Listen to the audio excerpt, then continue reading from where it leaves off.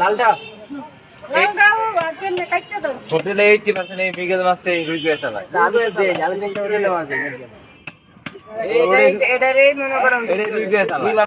আচ্ছা এটা ফাইরো না, এটা ফাইরো না, বুঝছো? পারলে ছোট হয়ে যায় না, বেশি ছোট সবসময় তো ফেরে নেন। ভালো হয়েছে, ওই কলকাতার লোকদের মতো হয়েছে আর কি। কলকাতার লোকরা বেশি পিস খায় তো, 250 গ্রাম না মাছে 20 পিস করে।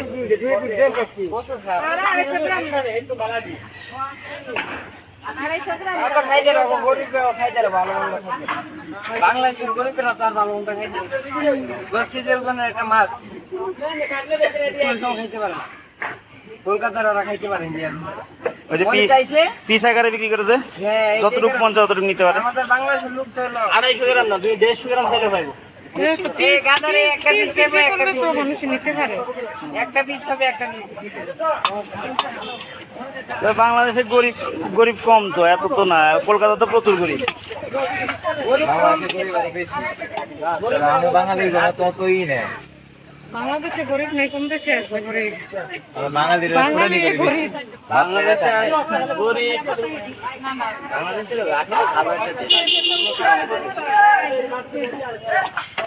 জিনিসের দাম থাকলে বেশি খায় বাংলাদেশের লোক।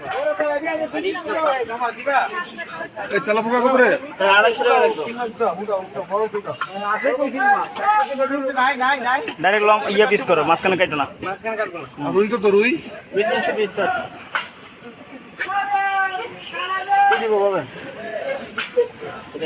বিশাল ডিম বাইরেছে রে।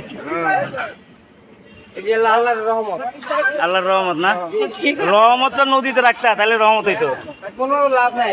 আপনি এটা নিয়ে না দিলে এখন হলো ডিমের সিজন, আম কাঁঠালের সিজন, আম কাঁঠাল তেলাপিয়ার দাম বেড়ে গেছে। দুইটাই চিন্তা করতে হবে।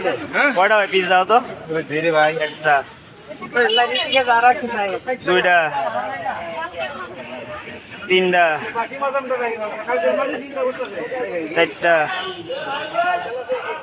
পাঁচটা,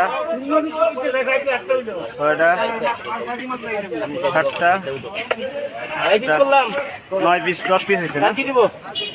তেলাপিয়ার দাম কি বাড়ছে? 30 টাকা পাইকারি আনছে। ও 60 টাকা বেশি, 60